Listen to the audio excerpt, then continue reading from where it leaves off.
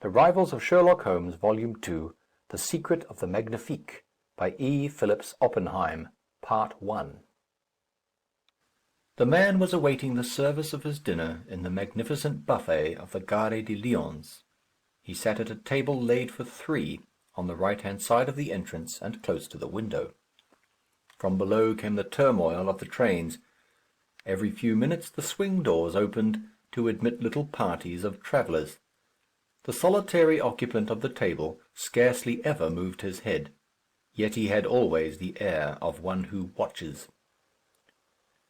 In appearance he was both unremarkable and undistinguished. He was of somewhat less than medium height, of unathletic, almost frail physique. His head was thrust a little forward, as though he were afflicted with a chronic stoop.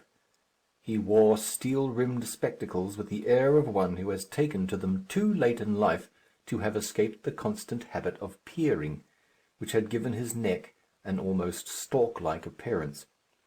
His hair and thick moustache were iron-grey, his fingers long and delicate.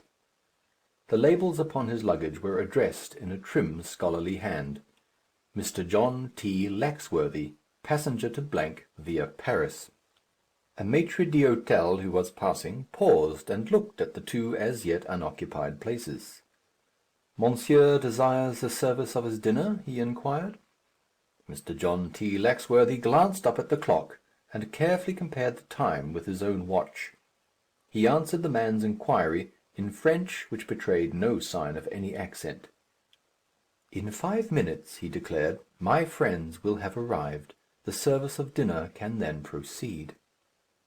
The man bowed and withdrew, a little impressed by his customer's trim precision of speech. Almost as he left the table, the swing doors opened once more to admit another traveller. The newcomer stood on the threshold for a moment, looking around him. He carried a much-labelled dressing-case in his hand, and an umbrella under his arm. He stood firmly upon his feet, and a more thoroughly British, self-satisfied, and obvious person had, to all appearance, never climbed those stairs. He wore a travelling suit of dark grey, a check ulster, broad-toed boots, and a Homburg hat. His complexion was sandy, and his figure distinctly inclined towards corpulence. He wore scarcely noticeable side whiskers, and his chin and upper lip were clean-shaven. His eyes were bright, and his mouth had an upward and humorous turn. The initials upon his bag were W.F.A., and a printed label upon the same indicated his full name as Mr. W. Forrest Anderson, passenger to via Paris. His brief contemplation of the room was soon over. His eyes fell upon the solitary figure, now deep in a book, seated at the table on his right. He set down his dressing-case by the side of the wall, yielded his coat and hat to the attendant vestiaire, and with the pleased smile of one who greets an old friend, approached the table at which Mr. John T. Laxworthy sat waiting. The idiosyncrasies of great men are always worth noting, and Mr. John T. Laxworthy was, without a doubt, foredoomed from the cradle to a certain measure of celebrity. His method of receiving the newcomer was in some respects curious. From the moment when the swing doors had been pushed open, and the portly figure of Mr. Forrest Anderson had crossed the threshold, his eyes had not once quitted the heavy-looking volume, the contents of which appeared so completely to absorb his attention. Even now, when his friend stood by his side, he did not at once look up. Slowly, and with his eyes still riveted upon the pages he was studying, he held out his left hand. "I am glad to see you, Mr. Anderson," he said. "Sit down by my side here. You are nearly 10 minutes late. I have delayed ordering the wine until your arrival. Shall it be white or red?" Mr. Anderson shook with much heartiness the limp fingers which had been offered to him, and took the seat indicated. His friend's eccentricity of manner appeared to be familiar to him, and he offered no comment upon it. "White, if you please. Chablis of a dry brand for choice. Sorry if I'm late. Beastly crossing, beastly crowded train. Glad to be here, anyhow." Mr. John T. Laxworthy closed his book with a little sigh of regret, and placed a marker within it. He then carefully adjusted his spectacles, and made a deliberate survey of his companion. Finally he nodded slowly and approvingly. "How about the partridges?" he inquired.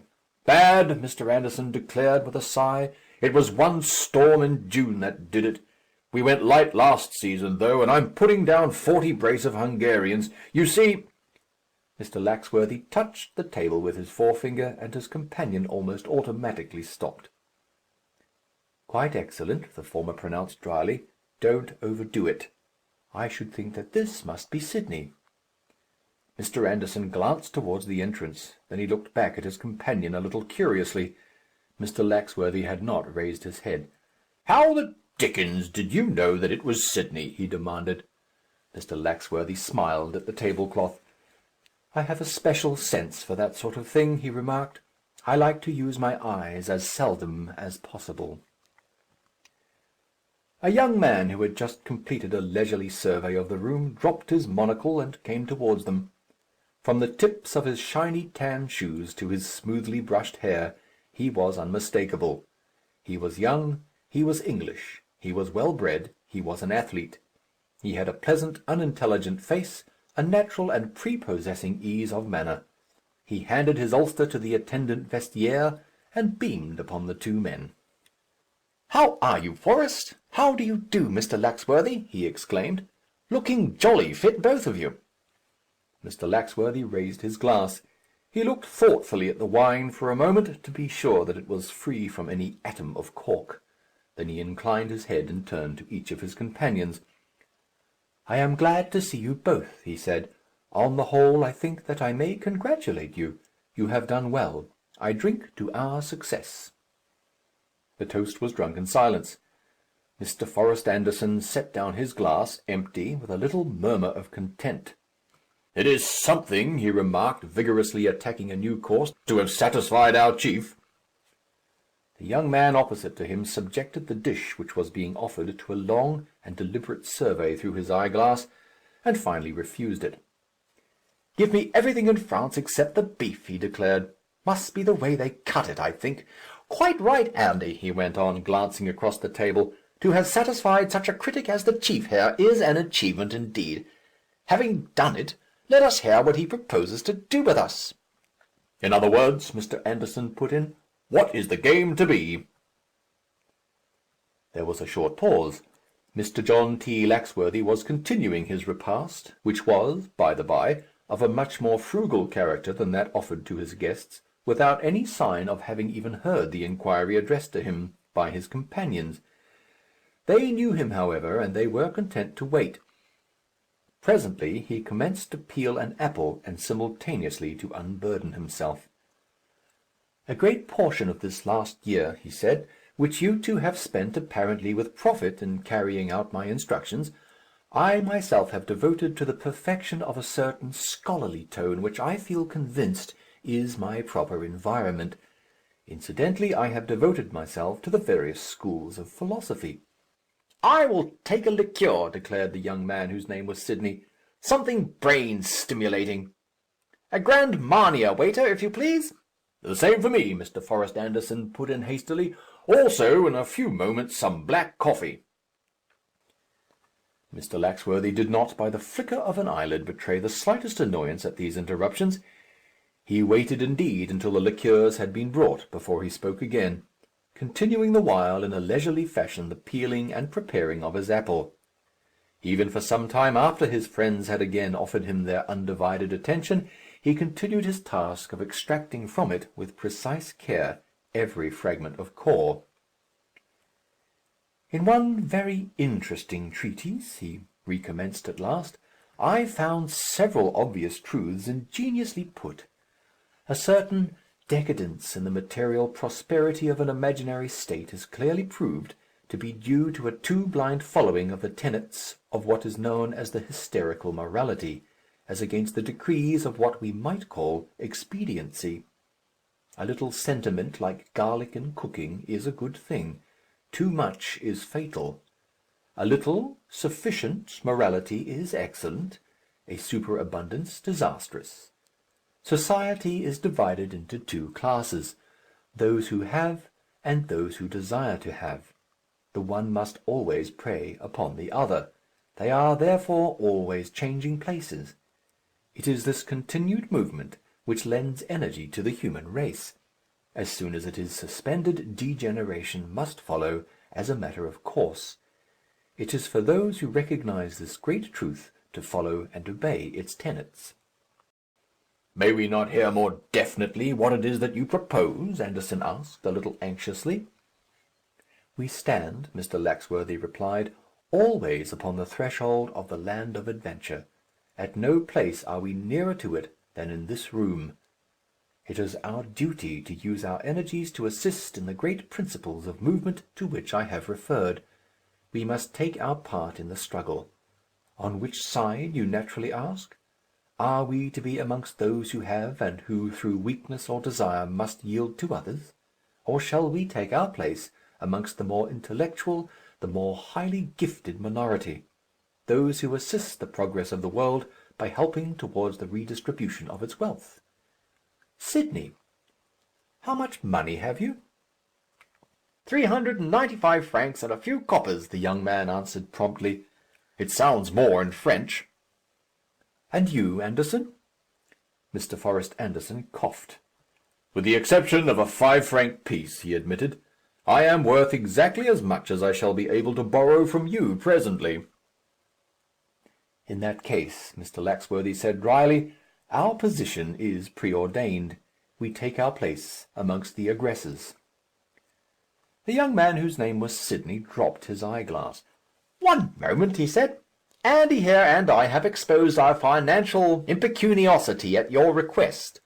It can scarcely be a surprise to you, considering that we have practically lived upon your bounty for the last year. It seems only fair that you should imitate our candour. There were rumours a short time ago of a considerable sum of money to which you had become entitled. To tell you the truth," the young man went on, leaning a little across the table, "we were almost afraid, or rather I was, that you might abandon this shadowy enterprise of ours." Mr. John T. Laxworthy, without being discomposed, which was almost too much to expect of a man with such perfect poise, seemed nevertheless taken aback. He opened his lips as though to make some reply, and closed them again. When he did speak, it was grudgingly. "No successful enterprise, or series of enterprises, can be conducted without capital," he said. "I am free to admit that I am in possession of a certain amount of that indispensable commodity. I do not feel myself called upon to state the exact amount, but such money as is required for our journeyings, or for any enterprise in which we become engaged, will be forthcoming." Mr. Anderson stroked his chin meditatively. "I am sure," he said, "that sounds quite satisfactory." "I call it jolly fine business," the young man declared. "There is just one thing more upon which I think we ought to have an understanding. You say that we are to take our place amongst the aggressors. Exactly what does that mean?" Mr. Laxworthy looked at him coldly. "It means precisely what I choose that it shall mean," he replied. "Any enterprise or adventure in which we may become engaged will be selected by me, and by me only. My chief aim, I have no objection to telling you this, is to make life tolerable for ourselves, to escape that dull monotony of idleness, and, incidentally, to embrace any opportunity which may present itself to enrich our exchequer. Have you any objection to that?" "None," Mr. Forrest Anderson declared. "None at all," Sidney echoed. "There are three of us," Mr. Laxworthy went on. "We each have our use. Mine is the chief of all. I supply the brains. My position must be unquestioned." "For my part, I'm willing enough," Sidney replied. "It's been your show from the first." Mr. Forrest Anderson, who had dined well and forgotten his empty pockets, laughed a genial laugh. "I agree," he declared. "Tell us, when and where do we start, and shall our first enterprise be Pickwickian, or am I to play the Sancho Panza to your Don Quixote and Sidney's donkey?" Mr. Laxworthy regarded his associates coldly. There was a silence which became somehow an ominous thing. Around them reigned a babble of tongues, a clatter of crockery. Below, the turmoil of the busy station, the shrieking of departing trains. But at the table presided over by Mr. Laxworthy no word was spoken. Mr. Anderson's geniality faded away. His young companion's amiable nonchalance entirely deserted him. Either of them would have given worlds to have been able to dispel the strange effects of this silence with some casual remark, but upon them lay the spell of the conqueror. The little man at the head of the table held them in the hollow of his hand. "It may be," he said, breaking at last that curious silence, "that no other occasion will ever arise when it will be necessary to speak to you in this fashion. So now listen. You are right to indulge in the urbanities of existence. Keep always the smile upon your lips if you can, but underneath let the real consciousness of life be ever present. I do not claim for myself the genius of a Pickwick or the valour of a Don Quixote. On the other hand, we are not paltry aggressors against society, failing in one enterprise, successful in the next, a mark for ridicule and contempt one moment, and for good-humoured sufferance the next. I do not ask you to embark with me as farceurs upon a series of enterprises carried out upon the principle of let us do our best and chance the rest. It is just possible that the fates may be against us, and that we may live together for many months the lives of ordinary and moderately commonplace human beings. I ask you to remember that no sense of danger would ever deter me from embarking upon any adventure which I deemed likely to afford us either diversion, wealth, or satisfaction of any sort whatsoever. We are not pleasure-seekers. We are men whose one end and aim is to escape from the chains of everyday existence, to avoid the humdrum life of our fellows. Therein may lie for us many and peculiar dangers.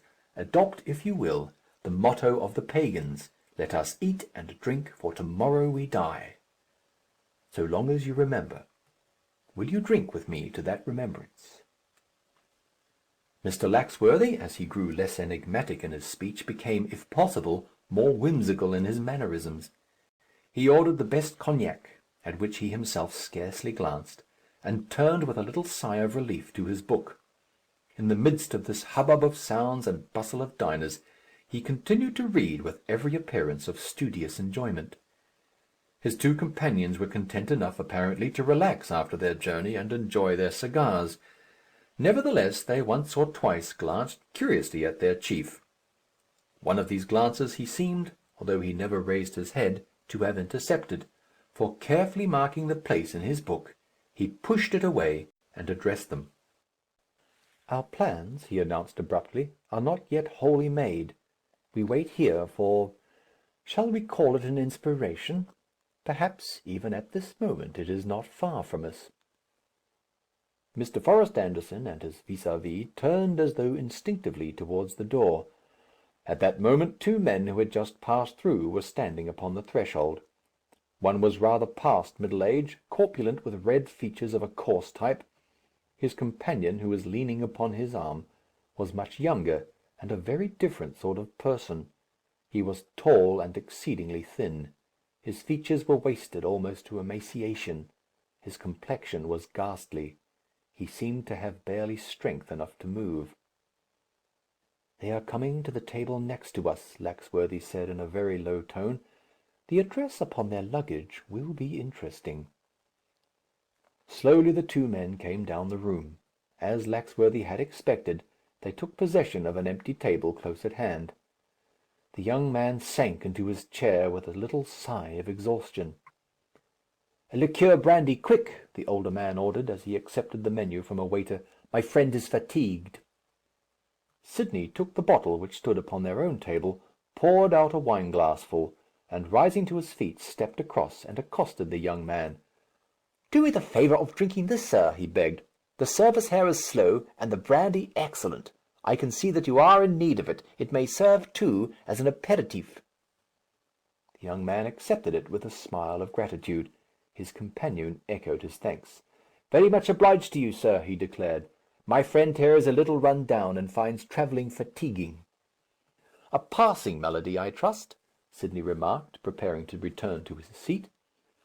"A legacy from that cursed graveyard, South Africa," the older man growled. Sidney stepped back and resumed his seat. In a few minutes he leaned across the table. "The Paradise Hotel, hier," he said, under his breath. Mr. Laxworthy looked thoughtful. "You surprise me," he admitted. "What do you know of them?" Anderson inquired. Mr. Laxworthy shrugged his shoulders. "Not much beyond the obvious facts," he admitted. "Even you, my friends, are not wholly deceived, I presume, by the young man's appearance." They evidently were. Their faces expressed their non-comprehension. Mr. Laxworthy sighed. "You must both of you seek to develop the minor senses," he enjoined, reprovingly. "Your powers of observation, for instance, are without doubt exceedingly stunted. Let me assure you, for example, that your sympathy for that young man is entirely wasted." "You mean that he's not really ill?" Sidney asked, incredulously. "Most certainly he is not as ill as he pretends," Mr. Laxworthy declared, dryly. "If you look at him more closely, you will discover a certain theatricality in his pose which of itself should undeceive you." "You know who he is?" Sidney asked. "I believe so," Laxworthy admitted. "I can hazard a guess even to his companion's identity. But the Paradise Hotel hier. Order some fresh coffee. We are not ready to leave yet. Anderson, watch the door. Sidney, don't let them notice it, but watch our friends there. Something may happen." A tall, broad-shouldered man with a fair moustache and wearing a long travelling coat had entered the buffet. He stood there for a moment looking around as though in search of a table. The majority of those present suffered his scrutiny, unnoticing, indifferent, naturally absorbed in themselves and their own affairs. Not so these two men who had last entered. Every nerve of the young man's body seemed to have become tense. His hand had stolen into the pocket of his travelling coat, and with a little thrill Sidney saw the glitter of steel half shown for a moment between his interlocked fingers. No longer was this man's countenance the countenance of an invalid. It had become instead like the face of a wolf. His front teeth were showing. He had moved slightly so as to give his arm full play. It seemed as though a tragedy were at hand. The man who had been standing on the threshold deposited his hand-bag upon the floor near the wall, and came down the room. Laxworthy and his two associates watched. Their neighbours at the next table sat in well-simulated indifference. Only once more Sidney saw the gleam of hidden steel flash for a moment from the depths of that ulster pocket. The newcomer made no secret of his destination. He advanced straight to their table, and came to a standstill immediately in front of them. Both the stout man and his invalid companion looked up at him, as one might regard a stranger. To all appearance, Laxworthy was engrossed in his book. Sidney and Anderson watched and listened, but of all the words which passed between these three men, not one was audible. No chance of countenance on the part of any one of the three indicated even the nature of that swift and fluent interchange of words. Only at the last the elder man touched the label attached to his dressing-bag, and they heard his words, "The Paradise Hotel, hier. We shall be there for at least a month." The newcomer stood perfectly still for several moments, as though deliberating. The young man's hand came an inch or two from his pocket. Chance and tragedy trifled together in the midst of that crowded room, unnoticed save by those three at the adjoining table. Then, as though inspired with a sudden resolution, this stranger, whose coming had seemed so unwelcome, raised his hat slightly to the two men with whom he had been talking, and turned away. "The Paradise Hotel at hier," he repeated. "I shall know then where to find you." The little scene was over. Nothing had happened. Nevertheless, the fingers of the young man, as his hand emerged from his pocket, were moist and damp, and his appearance was now veritably ghastly. His companion watched, with a deep purple flush upon his face, the passing of this stranger who had accosted him. He had the appearance of one threatened with apoplexy. "One might be interested to know the meaning of these things," Sidney murmured softly. Their chief looked up from his book. "Then one must follow to the Paradise Hotel," he remarked. "I begin to believe," Anderson declared, "that it is our destination." "There is no hurry," Laxworthy replied. "Grimes once told me that this room in which we are now sitting was perhaps the most interesting rendezvous in Europe. Grimes was at the head of the foreign department at Scotland Yard in those days, and he knew what he was talking about." A woman wrapped in magnificent furs, who was passing their table, was run into by a clumsy waiter, and dropped a satchel from her finger. Sidney hastened to restore it to her, and was rewarded by a gracious smile, in which was mingled a certain amount of recognition. "You seem fated to be my good Samaritan to-day," she remarked. "It is my good fortune," the young man replied. "Can I help you to get a table or anything? This place is always overcrowded." She motioned with her head to where a maitre d'hôtel was holding a chair for her. "It is already arranged," she said. "Perhaps we shall meet in the Lux afterwards, if you are going south." "You are travelling far?" Sidney ventured to inquire. "Only to the outskirts of the Riviera," she answered. "I am going to Hyères, to the Paradise Hotel." "Why do you smile?" "My friends and I," he explained, "have met here to decide upon the whereabouts of a little holiday we mean to spend together. We were at that moment discussing a suggestion to proceed to the same place." She gave him a little farewell nod as she passed on. "If you decide to do so," she declared, "it will give me great pleasure to meet you again." "I congratulate you," Laxworthy remarked dryly, as Sidney resumed his seat. "A most interesting acquaintance, yours." "Do you know who she is?" the young man asked. "I only met her on the train." His chief nodded gravely. "She is Madame Bertrand," he replied. "Her husband at one time held a post in the Foreign Office under Faure. For some reason or other he was discredited, and since then he has died. There was some scandal about Madame Bertrand herself, and some papers which were missing from her husband's portfolio, but nothing definite ever came to light." "Madame seems to survive the loss of her husband," Mr. Forrest Anderson remarked, looking across at her admiringly. Laxworthy held up his hand. Almost for the first time he was sitting upright in his chair, his head still thrust forward in his usual attitude, his eyes fixed upon the door. The thin fingers of his right hand were spread flat upon the tablecloth. "We have finished for the moment with the Madame Bertrands of the world," he announced. "After all, they are for the pygmies. Here comes food for giants." The light of battle was in Laxworthy's eyes. The greatest of men have their moments of weakness, and even Laxworthy, for that brief space of time, forgot himself and his pose toward the world. His thin lips were a little parted, the veins at the sides of his forehead stood out like blue cords. His lips moved slowly. "You can both look," he said. "They are probably used to it. You will see the two greatest personages on earth." His companions gazed eagerly toward the door. Two men were standing there, being relieved of their wraps and directed towards a table.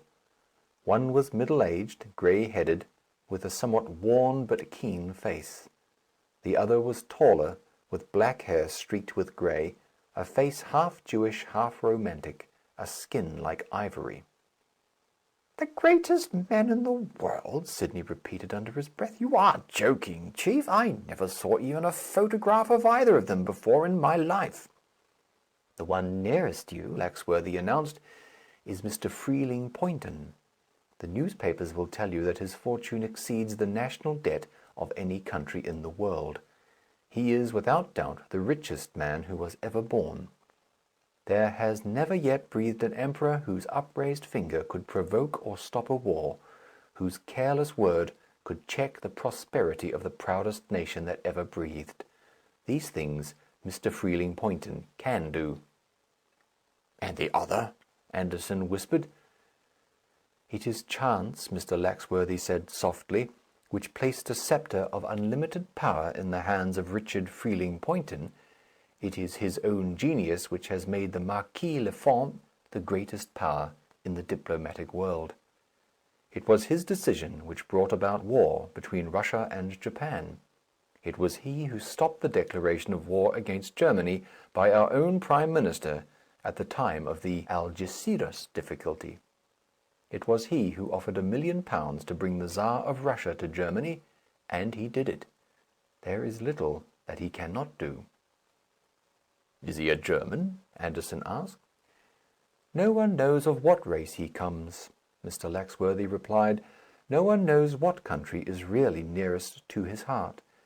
It is his custom to accept commissions or refuse them, according to his own belief as to their influence upon international peace. They say that he has English blood in his veins.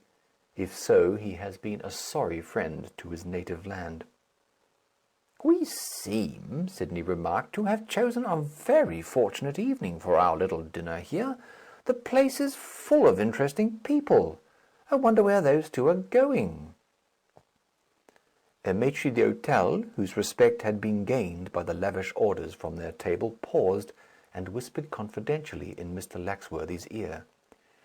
"The gentleman down there, sir," he announced, "the grey gentleman with his old servant waiting upon him, is Mr. Freeling Poynton, the great American multimillionaire." Laxworthy nodded slowly. "I thought I recognized him by his photographs," he said. "Is he going to Monte Carlo?" The attendant shook his head. "I was speaking to them a moment ago, sir," he declared. "Mr. Poynton has been here a good many times. He and his friend are going for a fortnight's quiet to the Paradise Hotel at Hyères." The maitre d'hôtel passed on with another bow. The three men looked at one another. Mr. Laxworthy glanced at the clock. "Sidney," he said, "will you step down into the bureau and find out whether it is possible to get 3 seats in the train de luxe?" "For Hyères?" Sidney asked. Mr. Laxworthy assented gravely. "Certainly," he said. "You might at the same time telegraph to the hotel." "To the Paradise Hotel?" Mr. Laxworthy inclined his head. End of The Secret of the Magnifique, by E. Phillips Oppenheim, Part 1. The Rivals of Sherlock Holmes, Volume 2, The Secret of the Magnifique, by E. Phillips Oppenheim, Part 2. A black cloud, long and with jagged edges, passed away from the face of the moon. The plain of Hyères was gradually revealed. The cypress trees, tall and straight, the shimmering olive trees with their ghostly foliage, the fields of violets, the level vineyards. And beyond, the phalanx of lights on the warships lying in the bay. The hotel on the hillside, freshly painted and spotlessly white, stood sharply out against the dark background. The whole world was becoming visible. Upon the balcony of one of the rooms upon the second floor, a man was standing with his back to the wall. He looked around at the flooding moonlight, and swore softly to himself. Decidedly, things were turning out ill with him. From the adjoining balcony a thin rope was hanging, swaying very slightly in the night breeze. The young man gazed helplessly at the end, which had slipped from his fingers, and which was hanging just now over some flower beds. He was face to face with the almost insoluble problem of how to regain the shelter of his own room. From the gardens below came the melancholy cry of a passing owl. From the white barn-like farmhouse, perched on the mountain-side in the distance, came the bark of a dog. Then again there was silence. The man looked back into the room from which he had escaped, and down at the end of that swinging rope. He was indeed on the horns of a dilemma. To return into the room was insanity. To stay where he was to risk being seen by the earliest passer-by or the first person who chanced to look out from a window. To try to pass to his own verandah without the aid of that rope which he had lost was an impossibility. It was already 5 minutes since he had crept out from the room and had let the rope slip from his fingers. The owl had finished his mournful serenade, the watchdog on the mountain-side slept. The deep silence of the hours before dawn brooded over the land. The man, fiercely impatient though he was to escape, was constrained to wait. There seemed to be nothing which he could do. Then again the silence of the night was strangely, almost harshly broken, this time from the interior of the hotel. An alarm bell, harsh and discordant, rang out a brazen note of terror. Lights suddenly flashed in the windows. Footsteps hurried along the corridor. The man outside upon the balcony set his teeth and cursed. Detection now seemed unavoidable. The room behind him was speedily invaded. Madame Bertrand, in a dressing gown whose transparent simplicity had been the triumph of a celebrated establishment in the Rue de la Paix, her beautiful hair tied up only with pink ribbon, her eyes kindling with excitement, received a stream of agitated callers. The floor waiter, 3 guests in various states of dishabille, and finally the manager, breathless with haste, all claimed her attention at the same time. "It was I who rang the danger bell," Madame declared indignantly. "In an hotel where such things are possible, it is well indeed that one should be able to sound the alarm. There has been a man in my rooms." "But it is unheard of, madame," the manager replied. "It is nevertheless true," Madame insisted. "Not 2 minutes since, I opened my eyes and he disappeared into my sitting room. I saw him distinctly. I could not recognize him, for he kept his face turned away. Either he has escaped through the sitting room door and down the corridor, or he is still there, or he is hiding in this room." "The jewels of madame!" the manager gasped. "I tremble in every limb. How can I know whether or not I have been robbed?" "The pearls of madame!" he persisted. "The string of pearls?" "That is safe," madame admitted. "My diamond collar, too, is in its place." The manager and 2 of the guests searched the sitting room, which opened to the left from the bedroom. Others spread themselves over the hotel to calm fears of the startled guests, and to assure everybody that there was no fire, and that nothing particular had happened. The search was, of necessity, not a long one. There was no one in the sitting room. The manager and his helpers returned. "The room is empty, madame," the former declared. "Then the burglar has escaped!" she cried. Monsieur Helder went down on his knees and peered in vain under the bed. "Madame is sure?" he inquired, raising his head with some temerity, but remaining upon his knees. "Madame is absolutely convinced that this was not an illusion, a fragment of a dream, perhaps? It is strange that there should have been time for any one to have escaped." "A dream indeed!" madame declared indignantly. "I do not dream such things, Monsieur Helder." Monsieur Helder dived again under the valance. It was just at that moment that Madame Bertrand, gazing into the plate glass mirror of the wardrobe, received a shock. Distinctly she saw a man's face reflected there. With the predominant instinct of her sex aroused, she opened her lips to scream, and just as suddenly closed them again. She stood for a moment quite still, her hand pressed to her side. Then she turned her head and looked out of the French windows, which led on to the balcony. There was nothing to be seen. She looked across at Monsieur Helder, whose head had disappeared inside the wardrobe. Then she stole up to the window and glanced once more onto the balcony. "Madame," Monsieur Helder declared, "the room is empty. Your sitting room is also empty. There remains," he added with a sudden thought, "only the balcony." He advanced a step. Madame Bertrand, however, remained motionless. She was standing in front of the window. "The balcony I have examined myself," she said quietly. "There is no one there. Besides, I am not one of the English cranks who sleep always with the damp night air filling their rooms. My windows are bolted." "In that case, madame," Monsieur Helder declared, with a little shrug of the shoulders, "we must conclude that the intruder escaped through your sitting-room door into the corridor. Madame can at least assure me that nothing of great value is missing from her belongings?" Madame Bertrand, though pale, was graciously pleased to reassure the inquirer. "You have reason, my friend," she admitted. "Nothing of great value is missing. The shock, however, I shall not get over for days. After this, Monsieur Helder, you will not banish my maid again to that horrible annex. Whoever occupies the next room to mine here must give it up. Not another night will I sleep here alone and unprotected." Monsieur Helder bowed. "Madame," he said, "the adjoining room is occupied by Mr. Sidney Wing, an Englishman whom madame will perhaps recollect. He is, I am sure, a man of gallantry. After the adventure of tonight, he will doubtless offer to vacate his room for the convenience of madame's maid." "It must be arranged," madame insisted. Monsieur Halder backed toward the door. "If madame would like her maid for the rest of the night," he suggested. Madame Bertrand shook her head. "Not now," she replied. "I will not have the poor girl disturbed.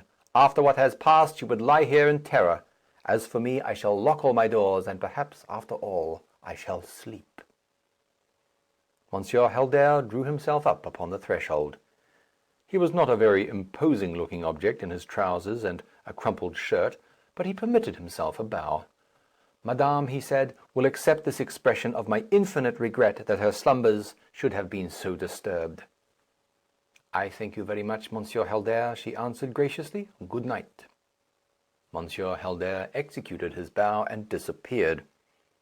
Madame paused for a moment to listen to his footsteps down the corridor. Then she moved forward to the door and locked it. For a few seconds longer she hesitated.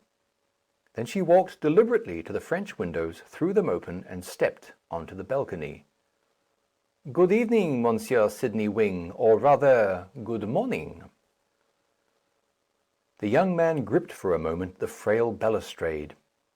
It must be confessed that he had lost entirely his savoir-faire.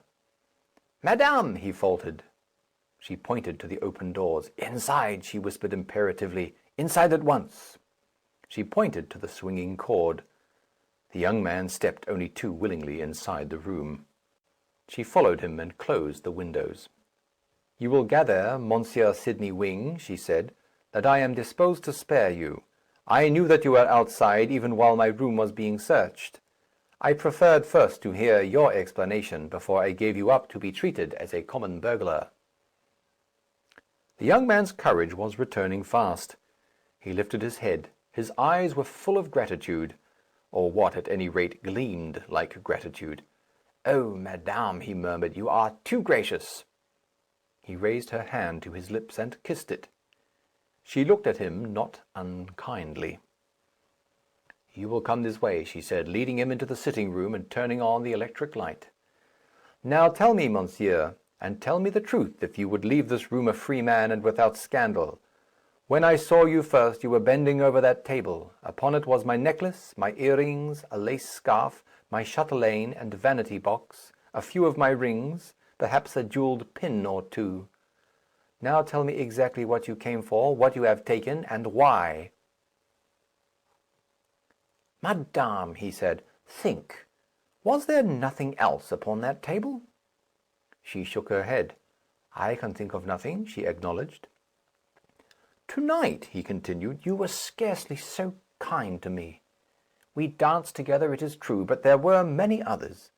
There was the admiral, the French admiral, for instance. Madame was favourably disposed towards him." She was a coquette, and she shrugged her shoulders as she smiled. "Why not? Admiral Christodore is a very charming man. He dances well, he entertains upon his wonderful battleship most lavishly. He is a very desirable and delightful acquaintance. And you, Monsieur Sidney Wing, what have you to say that I should not dance and be friendly with this gentleman?"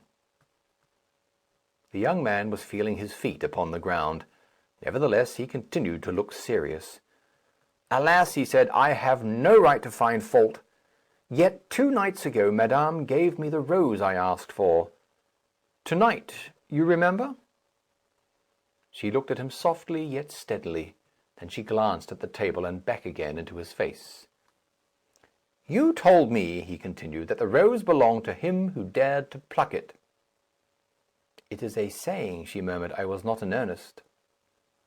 Mr. Sidney Wing sighed deeply. "Madame," he declared, "I come of a literal nation. When we love, the word of a woman means much to us. To-night there seemed nothing dearer to me in life than the possession of that rose. I told myself that your challenge was accepted. I told myself that to-night I would sleep with that rose on the pillow by my side." Slowly he unbuttoned his coat. From the breast pocket he drew out a handkerchief and unfolded it. In the centre, crushed and devoid of many of its petals, but still retaining its shape and perfume, lay a dark red rose. Madame Bertrand moved a step towards him. "Monsieur," she cried incredulously, yet with some tenderness in her tone, "monsieur, you mean to tell me that for the sake of that rose you climbed from your balcony to mine? You ran these risks?" "For the sake of this rose, madame, and all that it means to me," he answered. She drew a long sigh. Then she held out her hand.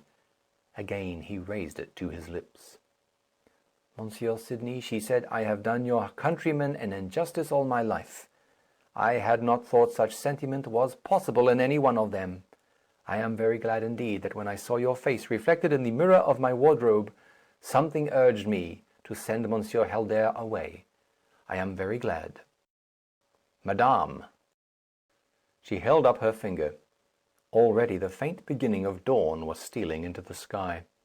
From the farmhouse away on the hillside, a cock commenced to crow. "Monsieur," she whispered, "not another word.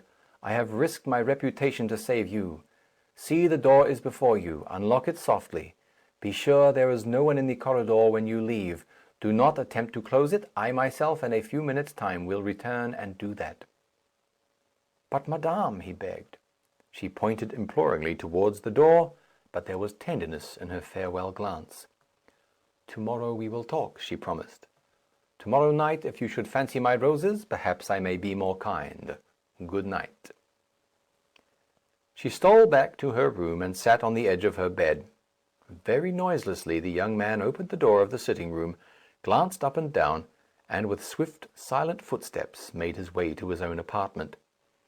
Madame, some few minutes later, closed the door behind him, slowly slipped off her dressing-gown, and curled herself once more in her bed. Mr. Sidney Wing, in the adjoining room, lit a cigarette and mixed himself a whisky and soda. There were drops of perspiration still upon his forehead as he stepped out onto the balcony and wound up his rope. It was the most cheerful hour of the day at the Paradise Hotel, the hour before luncheon.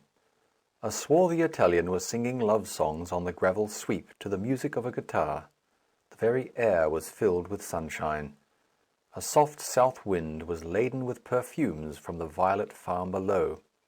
Everyone seemed to be out of doors, promenading or sitting about in little groups. Mr. Laxworthy and Mr. Forrest Anderson had just passed along the front, and were threading their way up the winding path which led through the pine woods at the back of the hotel. Mr. Lenfield, the invalid young man, was lying in a sheltered corner taking a sun-bath, his companion by his side smoking a large cigar and occasionally reading extracts from a newspaper. The pretty American girl, who was one of the features of the place, and Madame Bertrand were missing, the former because she was playing golf with Sidney Wing, the latter because she never rose until lunch-time. Mr. Freeling Poynton and the Marquis Lafont were sitting a little way up amongst the pine trees. Mr. Freeling Poynton was smoking his morning cigar. Lafont was leaning forward, his eyes fixed steadily upon that streak of blue Mediterranean. In his hand he held his watch. "I am quite sure," he said softly, "that I can rely upon my information. At 12:15 precisely, the torpedo is to be fired." "Which is the Magnifique, anyway?" Mr. Freeling Poynton inquired. Lafont pointed to the largest of the grey battleships which were riding at anchor. Then his fingers slowly traversed the blue space until it paused at a black object, like a derelict barge, set out very near the island of Ayer. He glanced at his watch. 1:15, he muttered. "Look! My God!" The black object had disappeared. A column of white water rose gracefully into the air and descended. It was finished. Lafont leaned towards his companion. "You and I," he said, "have seen a thing which is going to change the naval history of the future. You and I alone can understand why the French Admiralty have given up building battleships, why even their target practice here and at Cherbourg continues as a matter of form only." Mr. Freeling Poynton withdrew his cigar from his mouth. "I can't say," he admitted, "that I have ever given any particular attention to these implements of warfare, because I hate them all. But there's nothing new anyway in a torpedo. What's the difference between this one and the ordinary sort?" "I will tell you in a very few words," Lefant answered. "This one can be fired at a range of 5 miles, and relied upon to hit a mark a little larger than the plate of a battleship, with absolutely scientific accuracy. There is no question of aim at all, just as you work out an exact spot in a surveying expedition by scientific instruments, so you can decide precisely the spot which that torpedo shall hit. It travels at a pace of 10 miles a minute, and it has a charge which has never been equalled." Mr. Freeling-Poynton shivered a little as he dropped the ash of his cigar. "I'd like to electrocute the man who invented it," he declared tersely. Lefant shook his head. "You are wrong," he replied. "The man who invented that torpedo is the friend of your scheme, and not the enemy. Listen. It is your desire, is it not, the great ambition of your life, to secure for the world universal peace?" Mr. Freeling-Poynton thrust his hands into his trousers pockets. "Marquis," he said, "there is no man breathing who could say how much I am worth. Capitalize my present income, and you might call it £500,000,000. Put £250,000 somewhere in the bank for me, and I'd give the rest to see every army in Europe disbanded, every warship turned into a trading vessel, and every soldier and sailor turned into the factories or upon the land to become honest, productive units." "Just so," Lefant assented. "It may sound a little utopian, but it is magnificent. Now listen. You will never induce the rulers of the world to look upon this question reasonably, because every nation is jealous of some other, and no one is great enough to take the lead. The surest of all ways to prevent war is to reduce the art of killing to such a certainty that it becomes an absurdity even to take the field. What nation will build battleships which can be destroyed with the touch of a finger at any time from practically any distance? I tell you that this invention, which only 1 or 2 people in the world outside of that battleship yonder know of at present, is the beginning of the end of all naval warfare. There is only one thing to be done to drive this home. No nation must be allowed to keep the secret for her own. It must belong to all." Mr. Freeling-Poynton nodded thoughtfully. "I begin to understand," he remarked. "Guess that's where you come in, isn't it?" "I hope so," Lefant assented. "I have already spent $100,000 of your money, but I think I have had value for it." "Say, why don't you treat this matter as we should on the other side?" Mr. Freeling-Poynton demanded. "It's all very well to bribe these petty officers and such like, but the admiral's your man. Remember that the money bags of the world are behind you." Lefant smiled faintly. "Alas!" he exclaimed, "the admiral belongs to a race little known in the world of commerce. Money bags which reached to the sky would never buy him. There are others on this ship who are mine, and with the information I have, the rest should be possible." Mr. Freeling-Poynton frowned. He disliked very much to hear of a man who denied the omnipotence of money. He felt like the king of some foreign country to whom a stranger had refused obeisance. "Well, you've got to run this thing," he remarked, "and I suppose you know what kind of lunatics you've got to deal with. Seems to me the most difficult job is for you to get on the battleship at all without the admiral's consent." Lefant kicked a pebble away from beneath his feet. "That is the chief difficulty," he admitted. "I was rather hoping that Madame Bertrand might have been of use to me there. She has been devoting herself to the admiral for some days, and last night she got a pass from him, allowing the bearer to visit the ship at any time, with access to any part of it. This morning, however, she declares that she must have torn it up with her bridge scores." "I suppose she can get it replaced?" Mr. Freeling-Poynton suggested. Lefant hesitated for a moment. "To tell you the truth," he declared, "my own belief is that the admiral declined to give it to her. Julie hates to admit defeat, however. Hence her little story. That does not trouble me very much, though. My plans are all made in another direction. To-night is the night of the fancy dress ball here, and the admiral is coming. When he returns to the Magnifique, the drawings of the torpedo will be in my possession." Mr. Freeling Poynton laid his hand for a moment on Le Font's shoulder. "Marquis," he said, "I have been a little led into this affair by you. Remember, these aren't my methods, and it's only because I see just how difficult it is to make a move that I'm standing in. But let this be understood between you and me. The moment those plans are in your possession, a copy of them is to be handed simultaneously to the government of every civilized power in the world, so that everyone can build the darn things if they want to." "Naturally," Le Font assented. "It is already agreed." "No favoritism," Mr. Freeling Poynton declared vigorously. "No priority. We steal those plans, not to give any one nation an advantage over any other, but to put every country on the same footing." "It is already agreed," Le Font repeated. Mr. Laxworthy and Mr. Forrest Anderson passed along on their way back to the hotel. Courteous greetings were exchanged between the four men. Le Font watched them with a faint smile. Mr. Laxworthy, with a grey shawl around his shoulders, his queer little stoop, his steel-rimmed spectacles. Anderson in his well-cut tweeds, brightly polished tan shoes, and neat Homburg hat. "That," Le Font remarked, inclining his head towards Mr. Laxworthy, "is exactly the type of English person whom one meets in a place like Hyères, at an hotel like this. One could swear that he lives somewhere near the British Museum, writes heavily upon some dull subject, belongs to a learned society, and has never had to make his own way in the world. He probably hates draughts, has a pet ailment, and talks about his nerves. He makes a friend of that red-faced fellow countryman of his because he is attracted by his robust health and his sheer lack of intelligence."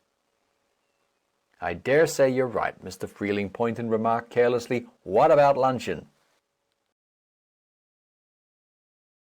It was the night of the great fancy dress ball at the Paradise Hotel. Down in the lounge the tumult became more boisterous every minute. Automobiles and carriages were all the time discharging their bevy of visitors from the neighbouring hotels and villas. A large contingent of naval officers arrived from Toulon. The ball-room was already crowded. Admiral Christodore, looking very handsome, led the promenade with Madame Bertrand, concealed under the identity of an Eastern princess.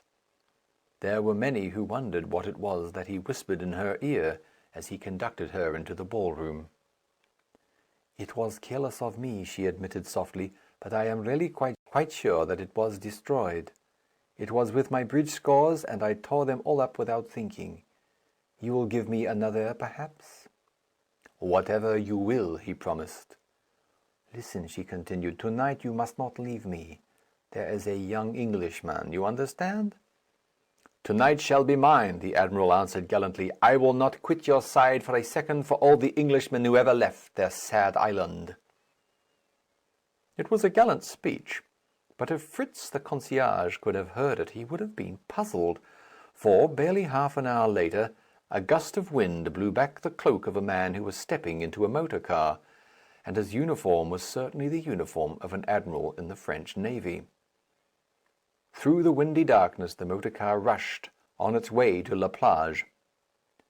The men who waited in the pinnace rose to the salute. The admiral took his place in silence, and the little petrol-driven boat tore through the water.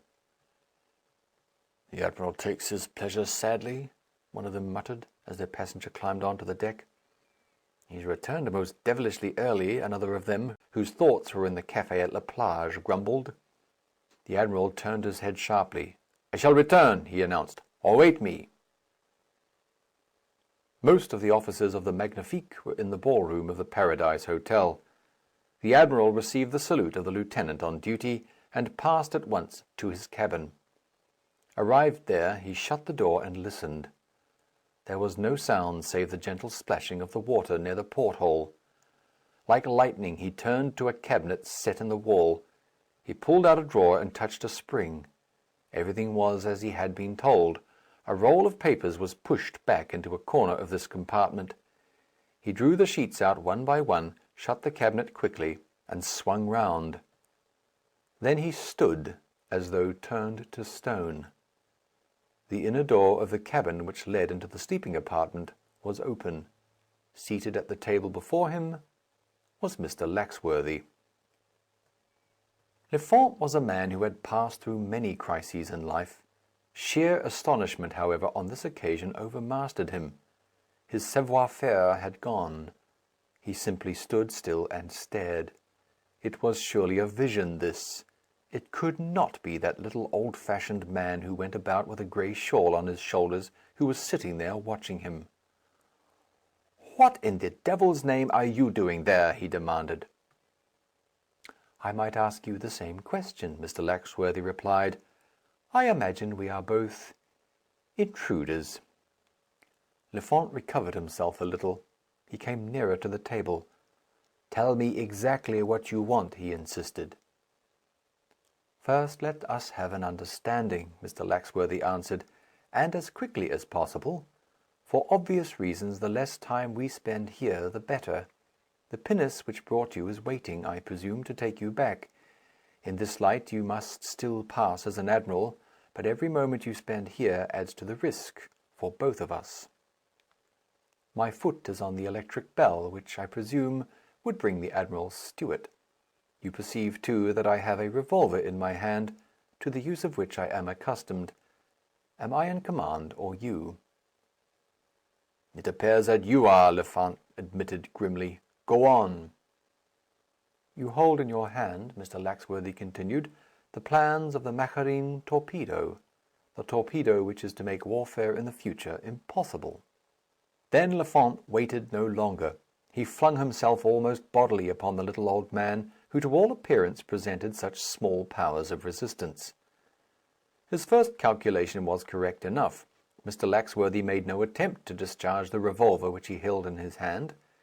In other respects, however, a surprise was in store for Le Font. His right hand was suddenly held in a grip of amazing strength. The fingers of Mr. Laxworthy's other hand were upon his throat. "If you utter a sound, remember we are both lost," the latter whispered. Le Font set himself grimly to the struggle, but it lasted only a few seconds. Before he realized what had happened, his shoulders and the back of his head were upon the table, and Mr. Laxworthy's fingers were like bars of steel upon his throat. He felt his consciousness going. "You are content to discuss this matter?" his assailant asked calmly. Le Font could only gasp out his answer. Mr. Laxworthy released his grasp. Le Font breathed heavily for a minute or two.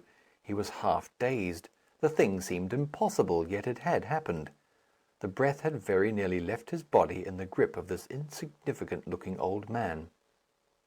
"Now, if you are willing to be reasonable," Mr. Laxworthy said, "remember that for both our sakes it is well we do not waste a single second." Le Font's fingers stiffened upon the roll of papers which he was still clutching. Mr. Laxworthy read his thoughts unerringly. "I do not ask you for the plans," he continued grimly. "You want them for your country. I am not a patriot. My country shall fight her own battles as long as they are fought fairly. These are my terms. Put back those papers or destroy them, and pay me for my silence." "You do not ask, then, for the plans for yourself?" Le Font demanded. "I do not," Laxworthy replied. "They belong to France. Let France keep them. You have corrupted half the ship with Poynton's dollars. But it was never in your mind to keep your faith with him. The plans were for Germany. Germany shall not have them. If I forced you to hand them over to me, I dare say I could dispose of them for, what shall we say, £100,000? You shall put them back in their place and pay me 10,000 for my silence." "So you are an adventurer," Le Font muttered. "I am one who seeks adventures," Laxworthy replied. "We will let it go at that, if you please. Remember that you are in my power. The pressure of my foot upon this bell, or my finger upon the trigger of this revolver, and your career is over. Will you restore the plans and pay me £10,000? Le Font sighed. "It is agreed," he declared. He turned back to the cabinet, and Laxworthy half rose in his seat to watch him restore the plans. In a few seconds the affair was finished. "Monsieur the Admiral returns to the ball," Mr. Laxworthy remarked smoothly. "I will avail myself of his kind offer to accept a seat in the pinnace." They left the cabin and made their way to the side of the ship where the pinnace was waiting, and the lieutenant stood with his hand to the salute. Secretly, the latter was a little relieved to see the two together. Once more the pinnace rushed towards the land. The two men walked down the wooden quay, side by side. "You will permit me to offer you a lift to the hotel?" Lefant asked. "With much pleasure," Laxworthy replied, drawing his grey shawl around him. "I find the nights chilly in these open cars, though." Smoothly, but at a great pace, they tore along the scented road, through a grove of eucalyptus trees, and into the grounds of the hotel, whose lights were twinkling far and wide. Lefant, for the first time, broke the silence. "Mr. Laxworthy," he said, "the honours of this evening rest with you. I do not wish to ask questions that you are not likely to answer. But there is one matter on which, if you would enlighten me—" Mr. Laxworthy waved his hand. "Proceed," he begged. "My little enterprise of this evening," Lefant continued slowly, "was known of and spoken of only between Mr. Freeling Poynton and myself.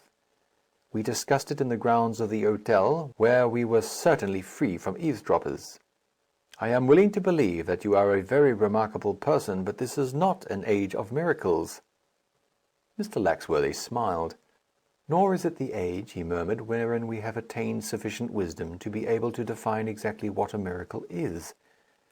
10 years ago, what would men have said of flying? 50 years ago, even the telephone was considered incredible. Has it never occurred to you, my dear Lefant, that there may be natural gifts of which one or two of us are possessed almost as strange?" Lefant turned in his seat. "You mean—" he began. Mr. Laxworthy held up his hand. "I have given you a hint," he said. "The rest is up to you." Lefant was silent for a moment. "Tell me at least this," he begged. "How the devil did you get on the Magnifique?" They were passing along the front by the ball-room. Admiral Christador and Madame Bertrand were sitting near the window. Laxworthy sighed. "The greatest men in the world," he said, "make fools of themselves when they put pencil to paper for the sake of a woman. Take my advice, Marquis. Destroy that uniform and arrange for an alibi. In a few hours' time there will be trouble on the Magnifique." Lefant nodded. His cocked hat was thrust into the pocket of his overcoat. He was wearing a motor cap and goggles. "There will be trouble," he remarked dryly, "but it will not touch you or me. As regards Madame Bertrand—" "She is innocent," Laxworthy assured him. "Nevertheless, a pass on to the Magnifique is a little too valuable a thing to be left in a lady's chatelaine bag." Lefant sighed. "One makes mistakes," he remarked. "And one pays," Laxworthy agreed. End of The Secret of the Magnifique, by E. Phillips, Oppenheim, Part